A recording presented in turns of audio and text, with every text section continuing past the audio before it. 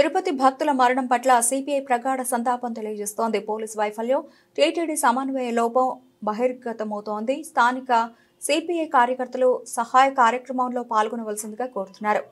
తిరుపతి ఘటన చాలా బాధాకరం. మృతుల కుటుంబాలకి ప్రగాఢ సంతాపం తెలియజేస్తా ఉన్నాం. సిపిఐ తరఫున ఇప్పుడే కార్యకర్తలు సహాయ చర్యలు కోరుకుంటా ఉన్నారు. అంటే ఏకాదశి సందర్భంగా సహజంగానే పిలిగ్రిమ్స్ ఎక్కువ మంది కొండకు వస్తారు. వాళ్ళకందరికీ కూడా ఫ్రీ టోకన్స్ ఇస్తామని టీటీడీ ప్రకటించింది. ఆ ప్రకారం జనం వచ్చారు. మరి గ్రౌండ్లో వాళ్ళని పెట్టారు. వాళ్ళని ఒకసారి గేట్లు ఓపెన్ చేయడం వల్ల తొక్కిసారి జరిగిపోయి ఆ స్టాంపేడ్లో కొంతమంది చనిపోయారు. 9 మంది 10 మంది లెక్క తర్వాత విషయం. ఈ విషయంలో మాత్రం పోలీసుల వైఫల్యంగానే మేము చూస్తా ఉన్నాం. పోలీస్ డిపార్ట్మెంటు టీటీడీ సమన్వయం లోపంగా మేము చూస్తా ఉన్నాం.